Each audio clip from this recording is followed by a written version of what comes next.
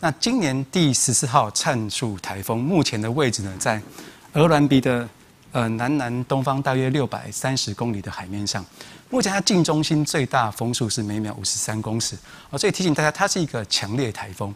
那未来暴风半径的部分是180公里，未来呢，它将朝向巴士海峡的方向上来移动，那对我们的巴士海峡已经构成威胁了所以我们今天早上5点30分就针对第14号灿数台风发布了海上台风警报。那提醒在巴士海峡的航行作业船只一定要严加的戒备。那海面上的提醒，除了船只之外呢，我们在今天开始要特别留意长浪的部分。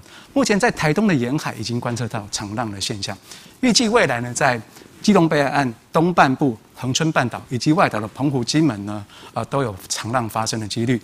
那明天台风渐渐的靠近，各地的风跟浪也会逐渐的增强。那到了礼拜天的时候呢，各地的风势跟浪跟风浪呢都是比较偏大的。那提醒大家，除非必要，那尽量避免前往在海边的活动。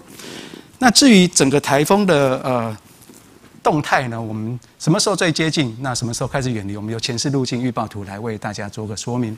那从前视路径预报图来看明天台风是比较接近的。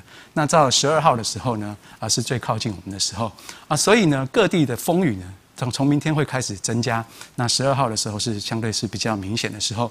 明天在台风接近的时候呢，主要的下雨的区域呢，会在东半部跟恒春半岛以及部分的南部地区。那其他的地方呢，则是在午后之后的下雨会比较明显。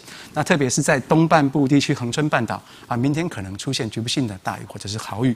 礼拜天的时候呢，各地的天气都是比较不稳定的那在中部以北，那东北部跟东部呢，有可能出现局部性的大雨，还有我们南部山区也有可能出现，南部跟东南部的山区也有可能出现局部性的大雨或者是豪雨。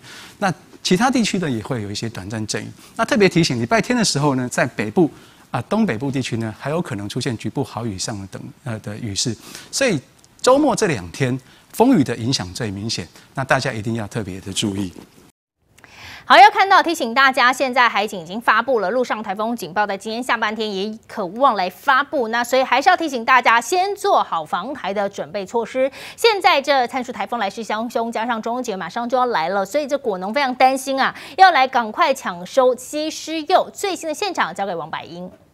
好的，主播灿数强台逼近，也让民众绷紧神经。云林的果农特地起了个大早，忙着采收西施柚，赶紧来看一下现场的最新情况。比文旦大很多对，它是属于扁跟扁圆形的过往文旦都是在白露节气采收，大约是在中秋节前2周收完。至于西施柚，则是在霜降之后采收。没想到这回上市前遇到台风要来，农民早上5点多就到果园抢收。台风要来了啦，然后我们把就是可以采收的果再巡视一次，不要就是浪费这个辛辛苦苦种了1年的东西。对，可以采收的我们就尽量采收，还没到的也是要看天了，能留多少给我们。看看西施柚的 size 比起一般文旦大了大概有2倍，果农担心遇到台风。另外，云林的菜农也忙得一刻不得闲。